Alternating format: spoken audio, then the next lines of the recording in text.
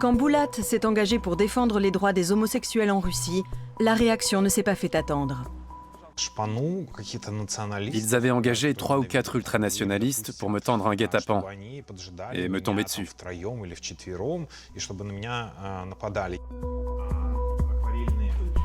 Quand il a fondé une famille avec une lesbienne, on a crié au scandale. Boulat est un très bon père. Il impose les règles et les limites à ne pas dépasser. Comble de la provocation, il a créé une entreprise de lingerie sexy pour hommes, en pleine Sibérie.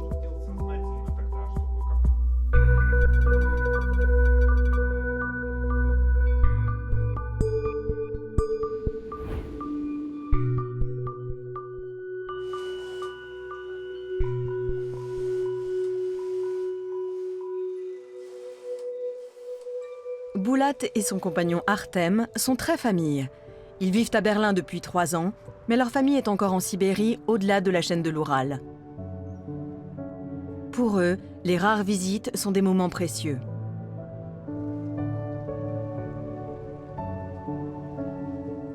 Bonjour. La porte s'ouvre. Mira, la fille de Boulat, a été conçue par insémination artificielle. Salut toi.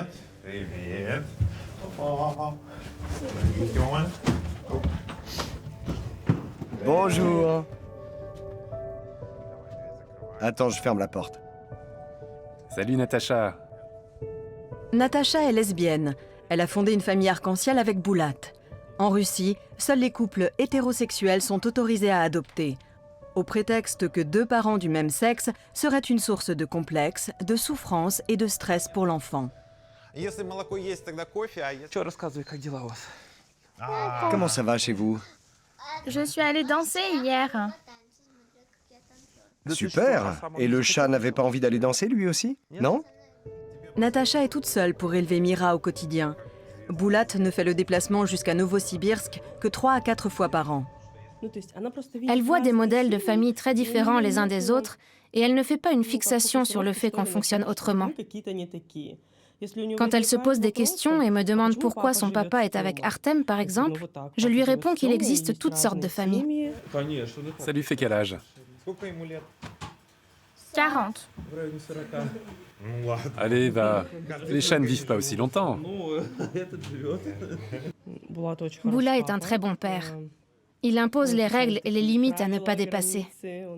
Il donne énormément d'amour aussi. Mira attend toujours la venue de son père avec impatience. Quand Artem et Boulat sont là, c'est toujours la fête pour elle. Et qui dit fête, dit cadeau. Artem a le chic pour trouver le style qu'il faut. Regarde, qu'est-ce qu'on a là? Il y a quelque chose d'autre? Lors de son dernier séjour à Berlin, Mira a découvert la cuillère à glace, un objet qui l'a fascinée. Maman, tu dois acheter des cornets gaufrés et une grande glace. Là tout de suite? Non, non, laisse tomber. C'est moi qui vais m'en occuper. Merci papa, merci.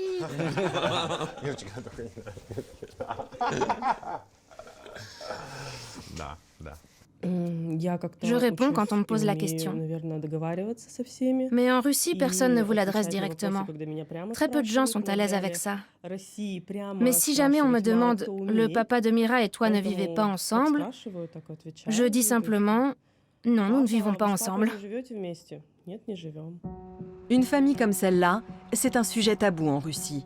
La loi de 2013 contre la propagande homosexuelle auprès des mineurs interdit toute représentation positive des familles arc-en-ciel en public.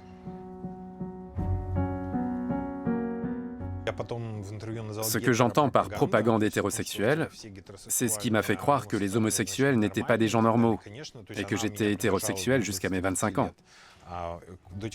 Mais après, j'ai décidé d'être heureux et de vivre ma vie sans tenir compte du qu'en dira-t-on.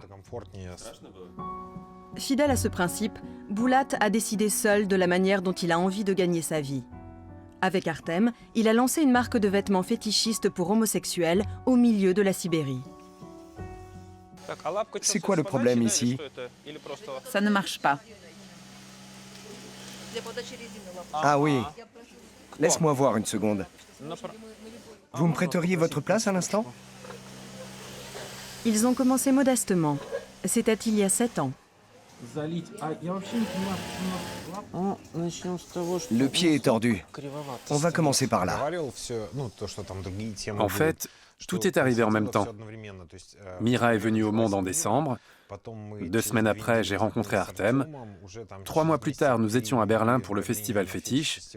Et 9 ou 10 mois plus tard, nous avons lancé nos premières ventes. Tout a donc commencé dans la première année de vie de Mira. Boulat s'occupe du marketing. Le designer en chef et l'homme de terrain, c'est Artem. C'est tout pour le moment. Est-ce qu'on a un pied de rechange? Non. Alors on va se débrouiller avec ce qu'on a. Il n'y a pas de créneau commercial pour leurs produits en Russie. Mais ce n'est pas une raison pour délocaliser leur production dans un autre pays. Et puis, ils aiment leur équipe de Novosibirsk.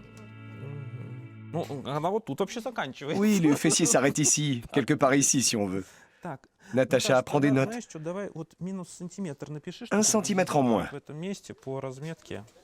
Ici, une ligne en dessous. Il doit y avoir une incision à ce niveau-là. Voilà ce que ça donne avec les manchons, et ça donne ça sans les manchons. C'est à toi de voir. Mais ce n'est pas très beau. Qu'est-ce qu'on fait alors? Moi, personnellement, je suis pour les manchons. La nouvelle collection est sur le point d'être bouclée et Artem doit enchaîner les décisions. Ses séjours en Sibérie sont toujours trop courts, alors que le volume de travail est en constante augmentation. Pour acquérir notre première machine à coudre, on a emprunté de l'argent à la mère d'Artem. On a donc acheté une machine qu'on a ramenée à la maison, dans notre petit appartement. Nous avions le lit, et à la droite du lit, il y avait la machine à coudre avec laquelle Artem a cousu les premiers boxers. Je m'en rappelle très bien. Pour coudre, il faut d'abord découper des patrons en papier. Et puis, on rajoute un support impossible à couper au couteau. Artem utilisait des conserves de maïs ou de petits pois pour se fabriquer un socle. Si bien que les boîtes de conserve faisaient des allers-retours entre le garde-manger et la table de travail.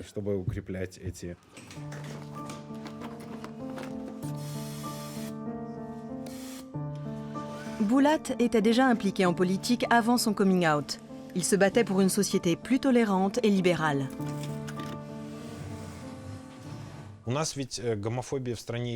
En Russie, l'homophobie vient de cette culture de l'enfermement, la culture du goulag. À l'époque de Staline, il y avait des centaines de milliers de gens détenus dans des camps. Et toute cette culture répressive du goulag, a déteint sur la société. Considérant que cela pouvait nuire à leur cause, beaucoup de ses camarades militants politiques se sont détournés de lui lorsqu'il a révélé son homosexualité. Boulat ne s'est pas découragé pour autant. Il est devenu militant LGBT+.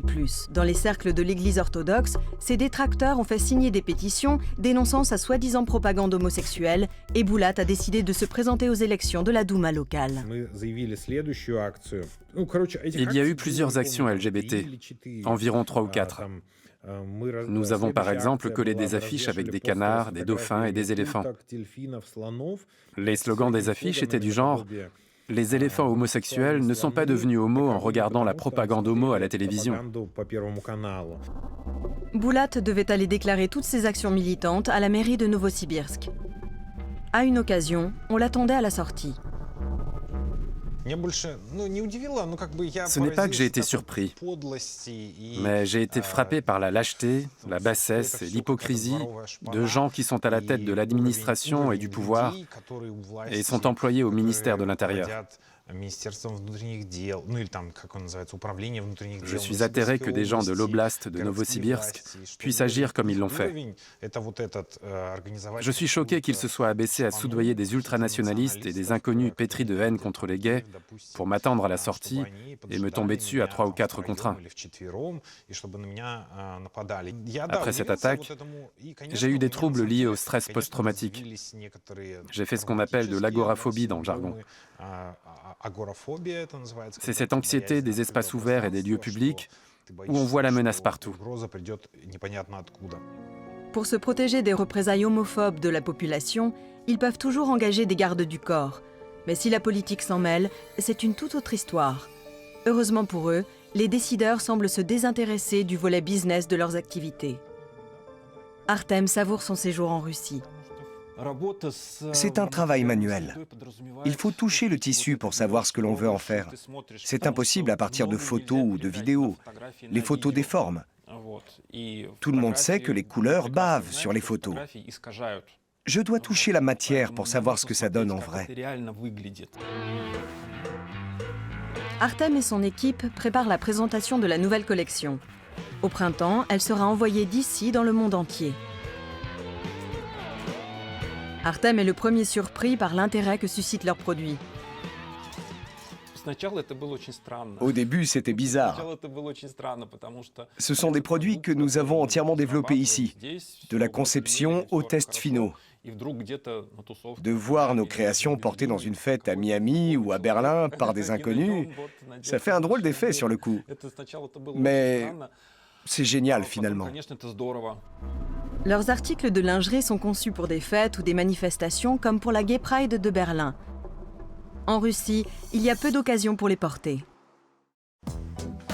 Le lendemain matin, Boulat et Artem ont besoin d'employés qui soutiennent le projet et qui soient prêts à braver l'homophobie ambiante. Une journée de cohésion d'équipe devrait motiver les troupes. Les préparatifs sont en cours. Et après, on fait un jeu en équipe. Pour que les gens de la production ne restent pas entre eux et que la section design se mélange aux autres. Et vous deux aussi, vous serez impliqués. On joue avec les gens sur qui on tombe. C'est comme ça qu'on va jouer. Je me verrais bien avec les couturières. Je les connais bien. Un régime de faveur pour toi. Un peu de favoritisme. Bon, on va faire notre possible. On est à bonne école en Russie, je crois. On peut se permettre de trafiquer un peu les résultats. On peut s'entraîner aux élections, c'est demain. Nous n'allons pas voter.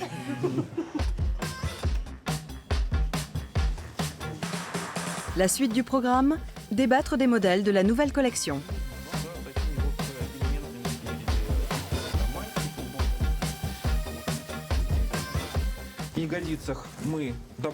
Alors là, au niveau du fessier, on a rajouté un renfort de mousse, des push-ups.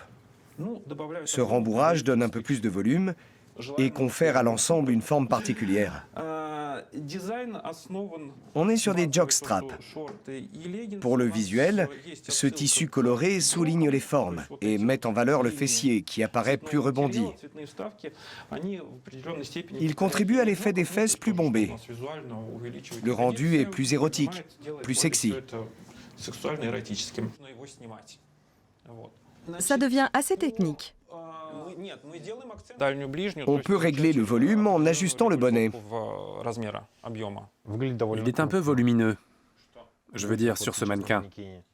Ça n'est pas adapté à l'anatomie d'un mannequin, mais à celle des hommes. Sur les hommes, ça épouse les formes, mais ça ne fonctionne pas sur le plastique. De la lingerie fine pour hommes gays, pour beaucoup, c'est franchir la ligne rouge à Novosibirsk.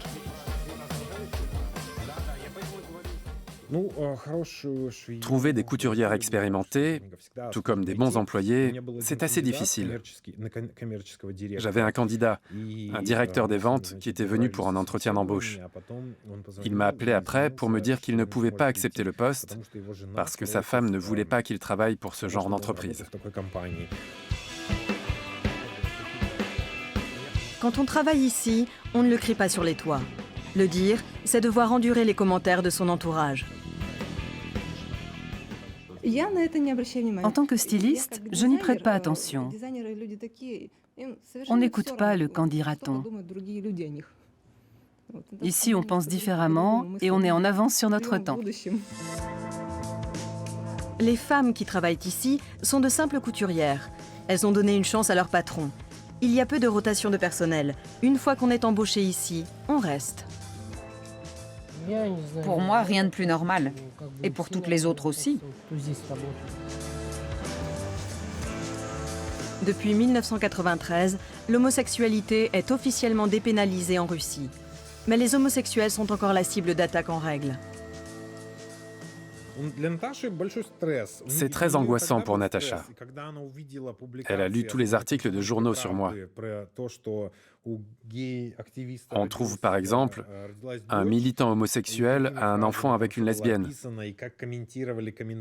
Les titres, les commentaires dans la presse, à chaque fois c'est horrible pour elle. Elle ne se sent pas en sécurité. Dans ces situations, on a l'impression que toute la société vous en veut. Les droits des homosexuels sont encore très limités en Russie. Et le gouvernement ne compte pas faire bouger les lignes. Aujourd'hui, ce sont les élections parlementaires en Russie. Pour pouvoir voter ici, Boulat et Artem se sont inscrits sur les listes électorales de Novosibirsk à l'adresse de Natacha. En Russie, c'est difficile d'avoir des parents qui sortent du lot. Ça pose un problème à un moment ou un autre. J'aimerais que mon enfant ne rencontre pas de problème avec ça. Aujourd'hui, par exemple, nous avons parlé de mon sentiment d'insécurité. Quand je marche dans la rue, j'ai ce sentiment de ne pas être en sécurité. J'ai toujours cette angoisse que s'il m'arrivait quelque chose, je n'aurais pas l'assistance sur laquelle je pourrais compter dans tout autre pays. Le trio a peu d'espoir que les choses s'améliorent après les élections. Poutine et son parti, Yedinaya Rossiya, Russie unie, ne laissent planer aucun doute sur le fait que tout va continuer comme avant. Il existe des vidéos prises dans les bureaux de vote où on voit les preuves d'une fraude avérée. Notre devoir, c'est de voter pour n'importe quel parti, à condition que ce ne soit pas pour le parti au pouvoir.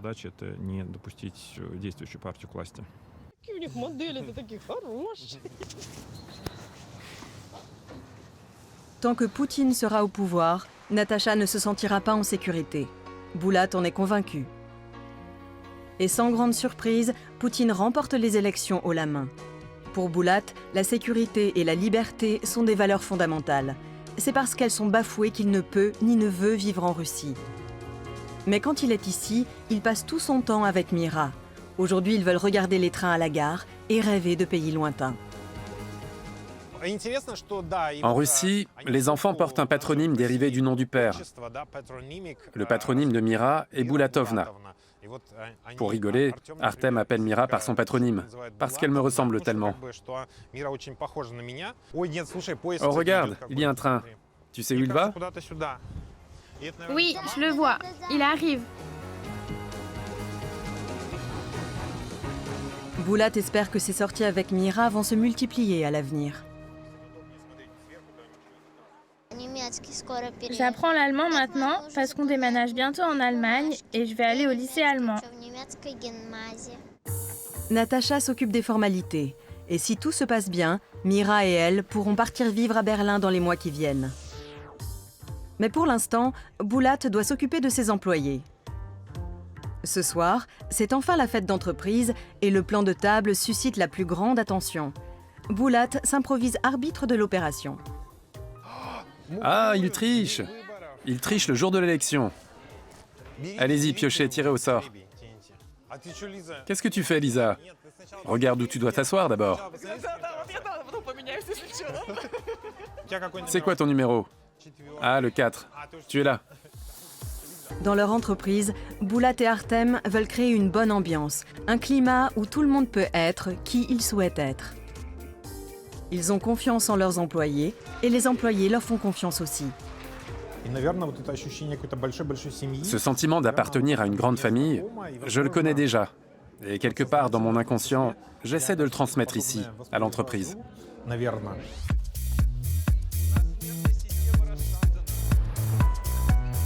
Les salaires sont nettement au-dessus de la moyenne et ils témoignent du respect des deux patrons pour leurs employés qui le leur rendent bien. Oui, ici c'est très chaleureux, très sympathique. On se marre toujours.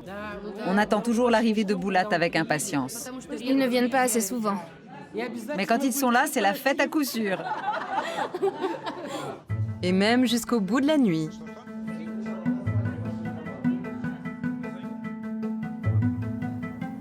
Le lendemain matin, c'est reparti. La destination, Gorno-Altaïsk, dans les montagnes de l'Altaï, non loin des frontières avec la Chine et la Mongolie. C'est ici que la grand-mère de Boulat fête ses 92 ans. Les parents de Boulat se sont rendus à l'aéroport pour accueillir leurs invités. Bonjour ma chérie. Mira, ta valise! Elle l'a complètement oubliée. Bonjour mes amours. Bonjour. Bonjour, bonjour. Je m'excuse, je porte des gants. Bonjour, maman Faya. Pour Mira et Natacha, c'est peut-être la dernière visite avant leur installation en Allemagne. J'avais peur du déménagement et je crois que je suis toujours un peu angoissée. Mais l'avenir de Mira compte plus que tout à mes yeux. Je me suis habituée à l'idée qu'on viendrait les voir et que mamie et papy nous rendraient visite de leur côté. Ma famille est dispersée. Il faudra aussi se rendre dans des tas d'autres endroits. On essayera de regrouper un peu tout ça. On va être amené à pas mal bouger et voyager de plus en plus. Viens avec nous, Natacha. Ici, dans les derniers contreforts de la Russie, Boulat et sa famille sont attendus comme le Messie. Bonjour. Tu m'as manqué, tellement manqué. Comme tu m'as manqué.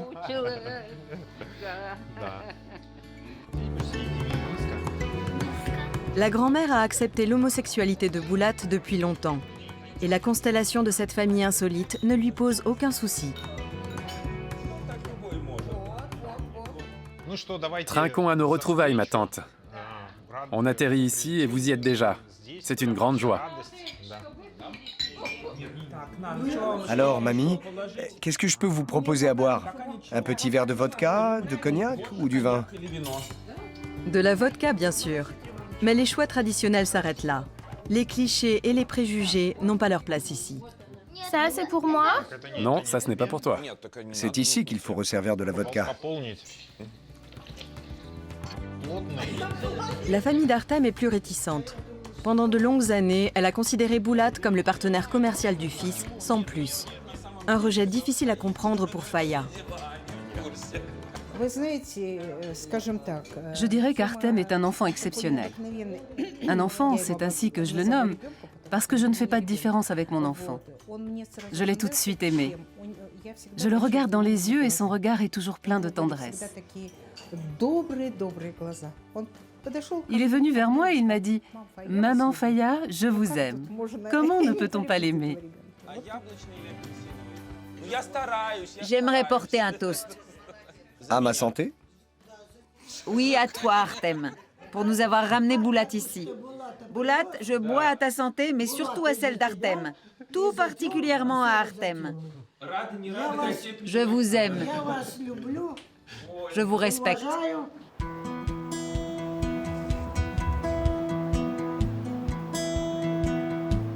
Artem n'aurait jamais pu imaginer qu'un beau jour, il serait adopté par une famille aussi aimante.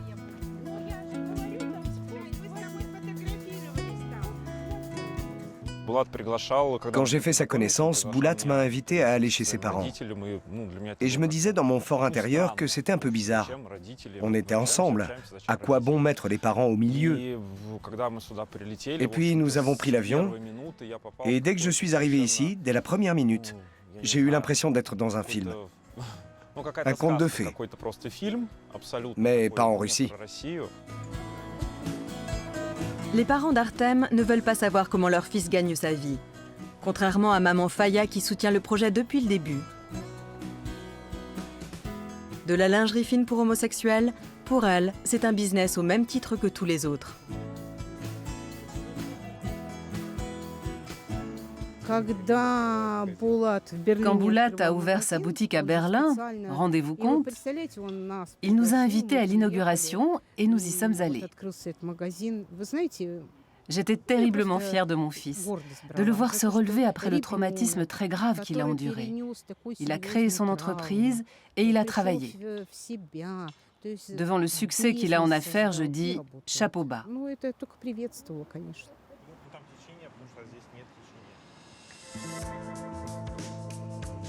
Mais un commerce qui marche bien, c'est très chronophage. Boulat doit retourner à Novosibirsk. Il souhaite élargir la clientèle cible de sa marque et proposer aussi de la lingerie de tous les jours. Oui, je suis styliste. Je dessine la collection de lingerie pour Masculo. Aujourd'hui, on présente un échantillon des nouveaux modèles. Alors t'as vérifié que ça ne sert pas un peu? Tout va bien. Le problème, c'est que les mannequins ne se bousculent pas au portillon. Pour la taille L, les hommes des ateliers se prêtent au jeu. Mais ce caleçon-ci, c'est du M. Il y en a un qui est venu, il avait le corps parfait. Il était si gêné qu'il n'a pas voulu essayer. En plus, il ne s'agissait pas de le photographier, c'était juste pour l'essayage. Oui, ça l'a choqué. Choqué de voir autant de femmes ici qu'il regardait. C'est vraiment terrible. Il n'est pas facile d'évaluer un nouveau modèle de cette manière sans l'essayer. Donc, pas d'objection. Si vous voyez ça sur le modèle, vous pouvez le faire. Mais justement, on n'en a pas. Je vais me sacrifier dans ce cas. Un styliste prêt à se découvrir pour jouer le jeu, impensable il y a quelques années.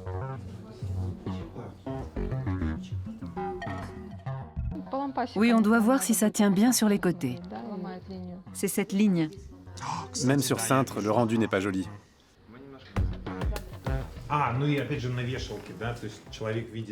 Ce sont des moments comme celui-là qui donnent du courage à Boulat. Petit à petit, la société commence à penser différemment. En 2011, je recevais encore des commentaires négatifs de blogueurs et de journalistes, même des plus libéraux. Et aujourd'hui, dans ce cercle-là, ce n'est plus très en vogue ou accepté d'être homophobe. Dans ce milieu-là, tu es considéré comme un attardé ou quelqu'un qui vient du dernier bled perdu. Un changement de mentalité que Boulat attend depuis longtemps.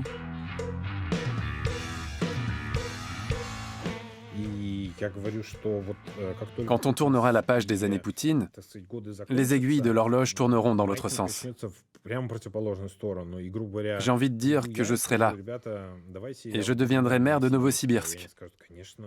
Et tous les citoyens diront, bien sûr que nous sommes les ennemis des homophobes, de la mafia et de la culture de l'enfermement.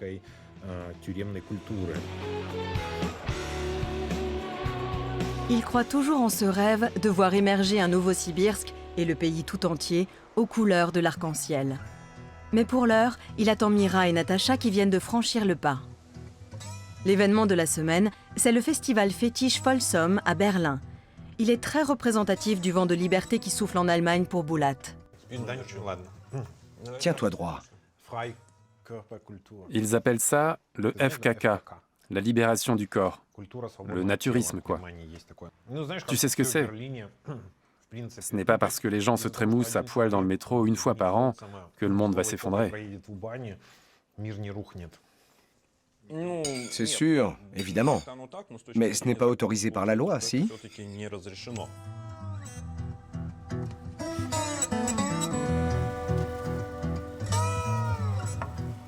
Un festival de ce type promet d'attirer beaucoup de clients. Pour Artem, c'est une occasion à ne pas laisser passer. Avant, je disais que j'allais à Berlin. Maintenant, je dis que je rentre à la maison. Quand je suis en Russie, je dis « je rentre à la maison, à Berlin ». La liberté m'appartient ici. Il y a 8 ans, alors qu'ils venaient de se rencontrer, Boulat a fait découvrir Berlin à Artem. Juste là, de l'autre côté, c'est là que tu dois couper. Il s'était rendu à un festival. C'est un peu de travers, mais bon. Artem n'avait rien à se mettre. Surpris par les prix exorbitants de la lingerie fétichiste, il s'est essayé à la machine à coudre.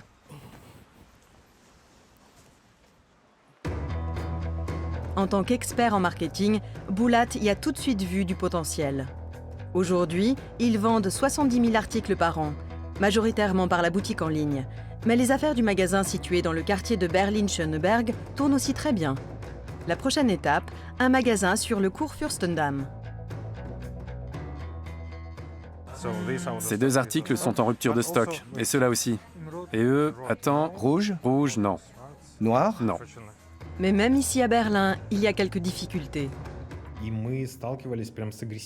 On a déjà été confrontés à des gens qui sont devenus très agressifs. Lorsque notre directeur des ventes appelle un magasin pour proposer nos produits, le gérant se met à hurler dans le combiné. « Quoi, vous venez de Russie? Je ne veux pas financer le gouvernement de Poutine avec mon argent en achetant des produits à la Russie. » Alors on fait comme les Chinois maintenant. Au lieu de « Made in China », ils écrivent « Made in PRC », c'est-à-dire « People's Republic of China ». Nous, on écrit « Made in RF » pour Fédération de Russie.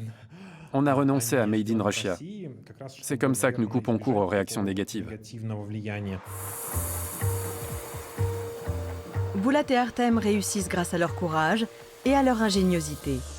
Ils ont une famille aimante, une entreprise qui tourne bien et ils vivent leur orientation sexuelle en toute liberté.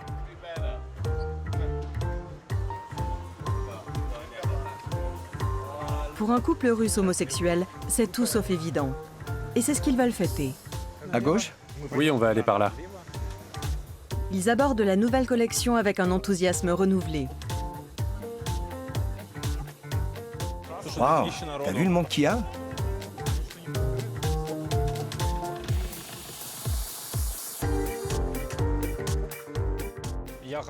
J'y vais comme on va au travail. Je dois voir comment nos produits sont perçus, ce que la concurrence a à offrir. Du point de vue technique aussi. Boulat est plutôt dans le truc en cuir. Oui, vraiment. C'est une fête qui célèbre la sexualité, une fête de la liberté. Berlin est leur ville d'adoption, mais la Russie reste ancrée dans leur cœur. Ils gardent l'espoir d'y retourner un jour pour y vivre et travailler en liberté.